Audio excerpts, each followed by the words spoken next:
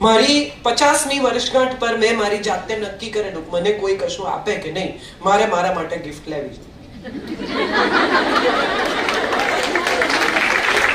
મેં નવી ગાડી લીધી મારા માટે. On my 50th birthday I gifted myself a car. કેમ ના અપાય?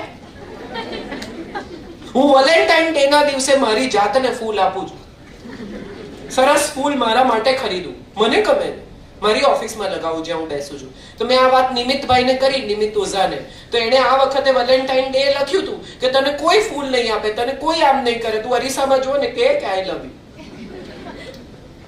આ સાંભળીને જ એણે લખ્યું. મજાની વાત એ છે કે તમે અરીસામાં જોઈને જાતને કોને કે યાર આઈ લવ યુ. તમે ખુશ છો તો તમે બીજાને ખુશ રાખશો. તમે સડેલા મોઢા સાથે, દુખી ડાચા સાથે હવારથી દુખી બેઠા હો તો ગામ આખાને દુખી જ કરવાના. મજા કરો, સુખી થાઓ, સ્ત્રી હોવાનું ગૌરવ કરો. અમને તો કોઈ ન લઈ, અરે ન હું લઈ જા, તમે લઈ જાઓ 4 જણ. કો તમારી બેનપણીઓને કે બપોરે કઈ કામ નથી, 12 થી 4 હું પિક્ચર જોવા જવાની છું, 12:30 થી 3:30 આ ઉત્તર. 2 સ્ત્રીઓ તમારી જોડે નીકળતી થશે. અમારે તો બોમ્બ જતું રહ્યું, એમને ટાઈમ જ ન મળે. એમને ન મળે એટલે તમે ન જોયું? આ ક્યાંનો ન્યાય? અને પછી આખી જિંદગી જેટલી વાર બધા ભેગા થાય, કોઈ પૂછે મોમ જોયું, આ લઈ જ ન ગયા. એને આખી જિંદગી સાંભળવાનું. શ્રીદેવી ગુજરી જાય પણ વાત ન જાય. આ આપણે બધા છીએ ફરિયાદોના બાદશાહ. થેન્ક યુ નથી કહેતા. ઈશ્વરે કેટલું આપ્યું છે. હસી શકીએ છીએ, રડી શકીએ છીએ, પ્રેમ કરી શકીએ છીએ, ખુશ રહી શકીએ છીએ, 2 પગ પર ઊભા રહીએ છીએ, આંખોથી જોઈ શકીએ છીએ, રાત્રે સૂઈ જઈએ તો સવારે આપોઆપ ઉઠી જઈએ છીએ, ભૂખ લાગે છે. કેટલી મજા છે. એ મજામાં નથી જવું, શું નથી ને એનો હિસાબ કરવો છે. કબાટ ખોલીને ઊભી રહે ને, આમ લગન હોય ઘરમાં, મારી પાસે કપડા જ નથી. બેન તો આ ભર્યું છે શું છે? બધા બ્લાઉઝ ટાઈટ પડી ગયા. પણ ટાઈટ પડી ગયા તો કાર્ડ ને નવા કરાવો. હવે આજે લગનમાં જવાનું છે ત્યારે તને યાદ આવ્યું કે બ્લાઉઝ ટાઈટ પડી ગયા? કંકોત્રી તો 15 દાડા પહેલા આવી. ટ્રાયલ લીધી, જોયું થાય છે, નથી થતા, દોરા ખોલવાના. પછી કે મને તો ટાઈમ જ ન મળ્યો. આ તો ક્યાંથી મળે? એકતા કપૂર જોયું, દોરા ના ખોલ્યા. આ આપણે છીએ બધા.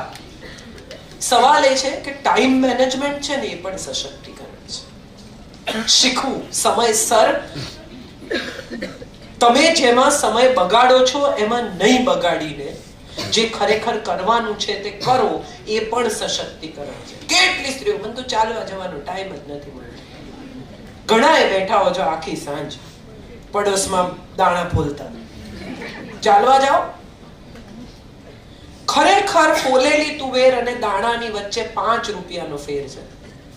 વિચારી જોજો મારી વાત પર.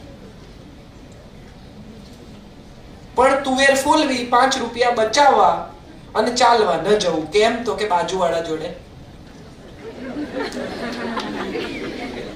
વટાય બેસીને ગોસિપ કરાય.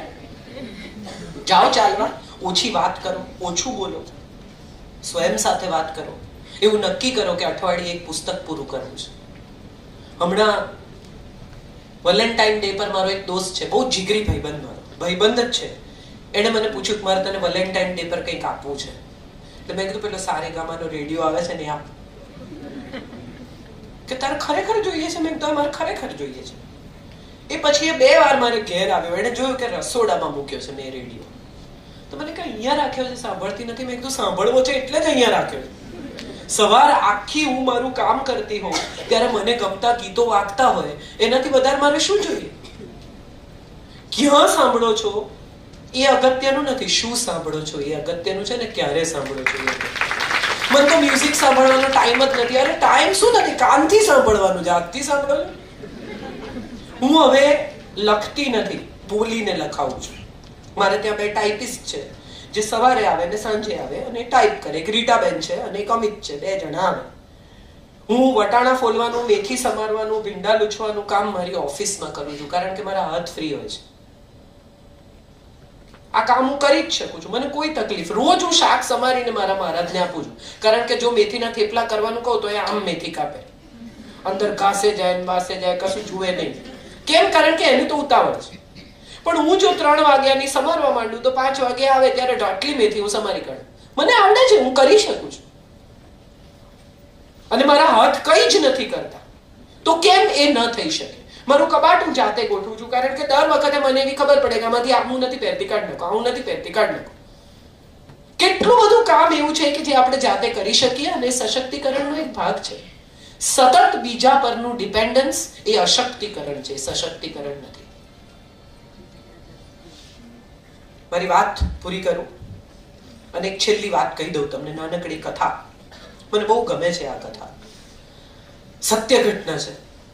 મારી બાજુમાં અમારા જૂના ઘરમાં એક બેન રહેતા હતા, બહુ જ અદ્ભુત સ્ત્રી, રીટાબેન. બહુ જ ઓછું ભણેલા, 10મું 12મું ભણેલા, પણ સ્વભાવ સોનાનો. તમે અડધી રાત્રે પણ બેલ મારો તો મોઢું ચઢાવ્યા વગર બારણું ખોલી શકે, એટલી અદ્ભુત સ્ત્રી. એમના પતિ શેર બજારમાં, બહુ જ મોટું નુકસાન થયું, ઘર વેચી કાઢવું પડ્યું, દાગીના વેચી કાઢવા પડ્યા. એ જ્યારે હું ઘરે હોઉં ને ત્યારે મારા ઘરે આવે, પહેલા જ્યારે બાજુમાં રહેતા હતા. હવે એ મારી સાથે શું વાત કરે? કારણ કે એટલું બધું વાંચે નહીં, એવું કંઈ જાણે નહીં, ફિલ્મોમાં આવી બધી ગોસિપમાં મને રસ નહીં, અડોશી પડોશી વિશેની વાતમાં મને રસ નહીં. તો શું કરીએ? હવે એમને બેસવું હોય મારી પાસે, એમને હું બહુ ગમું બેઝિકલી, એટલે એમને મારી પાસે બેસવું હોય એટલે શું કરે કે કાજલબેન, આંબા હળદર તમારી પતી ગઈ છે, લાવો હું સમારી આપું. મેથી કરવી છે, હું લેતી આવું. આમ કરવું છે, હું આમ કરું. એને બેસવું હોય. પાપડી ફોલવી છે, ચલો આપણે 2 જણા થઈને પાપડી ફોલીએ. આ એની પ્રકૃતિ. મને બહુ સારું પડે, કારણ કે મને એવો સમય હોય નહીં. હળદર કરું તો મારા નખ ગંદા થાય, એટલે મને ચીકણાશ. પછી તો હું શીખી ગઈ કે ગ્લવ પહેરીને કરવાની, એટલે હળદર કરો તો નખ ગંદા ન થાય, હાથ પીળા ન થાય. ડિસ્પોઝેબલ ગ્લવ્સ આવે છે મેડિકલ.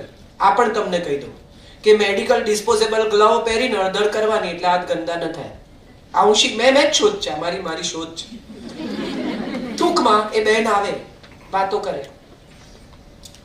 પછી રોજ જ્યારે આ નુકસાન થયું, ઘર વેચી કાઢ્યું, નાના ઘરમાં શિફ્ટ થયા ભાડાના, આવે નિયમિત અને કે કાજલબેન ક્યાંક કામ અપાવો. મને ફોન કરે, કાજલબેન ક્યાંક નોકરી. હવે 12મા ધોરણ પાસ સ્ત્રીને હું ક્યાં મૂકું?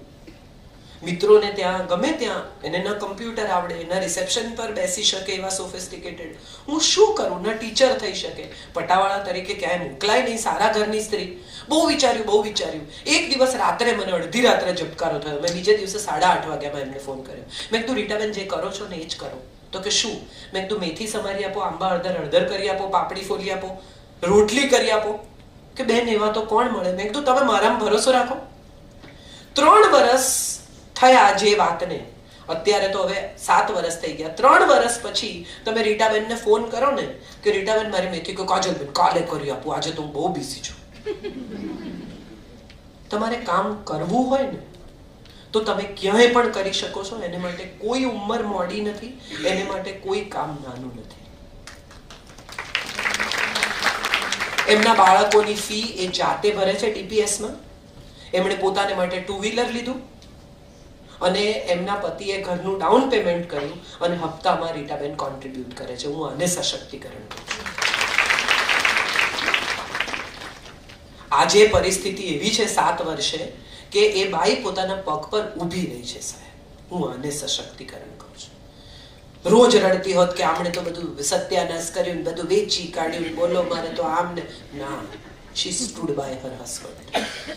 બાજુમાં ઊભી રહી સાહેબ કે ચલો 2 જણા થઈને ફરી પાછું બધું બિલ્ડ કરીએ. કચકચ કરવાને બદલે, રડવા કકડવાને બદલે, પિયરમાં જઈને માથા પછાડવાને બદલે, ભીખ માંગવાને બદલે એણે શું કર્યું? તો કે એણે પોતાના સ્કિલનો ઉપયોગ કર્યો. જે સ્કિલ હતું એ 500 ગ્રામ મેથી તમને પ્લાસ્ટિકના ઝીપલોકમાં કોઈ સમારીને ઝીણી મસ્ત આપે તો મારા જેવી સ્ત્રીઓ માટે તો એનાથી મોટો કોઈ આશીર્વાદ નથી. મારે મારા પરિવારને મેથીના મુઠિયા ખવડાવવા હોય તો મારે હું સમારું ક્યારે, હું કરું ક્યારે, ઓફિસ હોઉં કે બહાર હોઉં, અહીંથી ગઈ દાખલા તરીકે સાંજે મને એમ થાય ચલો સરસ થેપલા કરીએ તો હું રીટાબેનને ફોન કર્યું, રીટાબેન 500 મેથીનું પેકેટ છે, ભલે 5 રૂપિયા વધારે લે, કરી આપે છે, ચોખ્ખું કરે છે. મારે ઘેર 25 માણસ જમવાના હોય, મારે પૂરી ના ખવડાવી હોય તો હું ફોન કરું કે રીટાબેન 25 જણની લગભગ 70 જેટલી રોટલી કરવાની છે. 70 રોટલી કોણ કરી આપે તમને? અને મસ્ત નાની પાતળી જૈનો કરે એવી સુંદર ડાઘા વગરની એક સરખી 70 રોટલી ઘરના લોકો આનંદથી ખાય, ઘરનું ખાવાનું, સારા ઘઉં, ચોખ્ખું અને સાથે એ કમાય. આ કોણ કરી શકે? આ સશક્તિકરણ. હું એવું માનું છું કે તમારી આસપાસ જ્યાં આવી સ્ત્રીઓ હોય ને એને આવો રસ્તો બતાવજો, એ પણ સશક્તિકરણ છે.